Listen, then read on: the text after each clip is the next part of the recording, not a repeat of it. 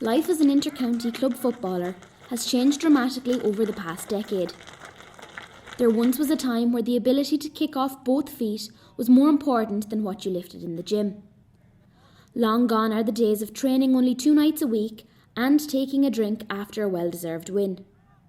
The world is changing, sport is changing, and now GAA is changing too. With increasing backroom teams, more focus on diet than ever before, and the addition of social media, it's safe to say that Gaelic games have come a long way. St Mary's Rochfortbridge play at intermediate level in County Westmeath. Just last year, the club extended their facilities and built a state-of-the-art sports centre. This gym, where players train hard as a team and individually, set the club back almost €200,000, but it doesn't stop there. St Mary's also use GPS vests to monitor players' performance in terms of speed and distance covered. They aren't exactly flavour of the month amongst players. If you haven't been picking up and training, you'll dread them. But if you're flying and you're going well, you're going to look forward to seeing the numbers on the pitch. Do you think that this type of training puts fellas under pressure to perform? Are there maybe some people who don't like using the GPS vest because it shows up how maybe unfit they are? Yeah, I suppose nobody's able to hide with the GPS. The figures are there, they show for themselves really. Like, if you're not up to standard, it's going to be proven there, which is a good thing as well. It means that it shows you, physically shows you if you're up to the standard or not and what you can do to get there. With technology taking over, it seems only natural that social media has seeped into today's game. With players' GPS results being posted into WhatsApp groups and gym progress shared on Snapchat, some players do feel the pressure, whilst others benefit through these new means of communication. We actually have a thing where we try to get players to take a picture of what they're doing and put it in, so we know, like, if their session, they can write a session up on the boards, and then we can know, like, what they're doing and if they're doing it correctly, or if they're overtraining, then we can see that as well. So you think social media is being used positively here? Both positively and negatively as well. Some people are just trying to show off and they're trying to get in, do a good bit, and then just put it up to show off to everyone else. But I think that can be beneficial, like in seeing what players are doing, getting to know them. Do you think it might be hard on players who maybe aren't as gym focused or who aren't as capable in the gym?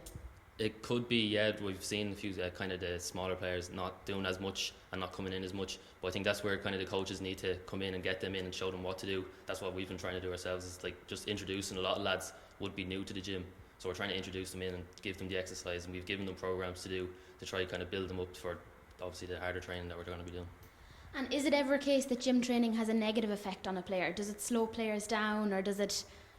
With the right training, they can do right. But if someone's coming in and just lifting lots and lots of weights, not running out on the pitch, not kind of finding the balance between the two, they can obviously just get bigger and slow down.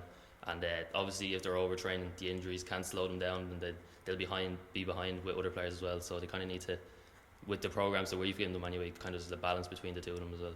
When Francis Heavey was 18, he gave up playing Gaelic football to concentrate more on soccer. At the age of 36, Francis returned to the St Mary's squad and earned his place as goalkeeper. On his return, Fran realised lots had changed since he last played. The reason I came back was because I thought I was getting on and I would have regretted it if I didn't at least try it. The facilities here are very good. I just wanted to try and see could I still cut it, I suppose, at my age before it was too late. Were the guys here very welcoming when you decided to come back, or is it hard to join a team that are so close?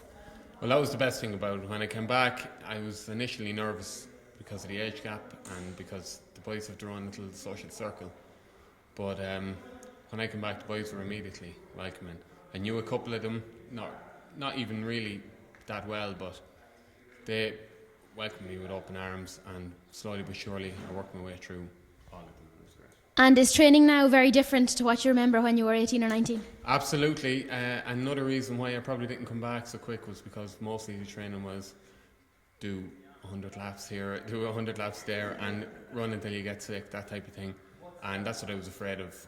But I came back, the training's a lot more refined, and it's a lot better, and it's a lot more culture towards your position. So I was happy to come back and give it a go.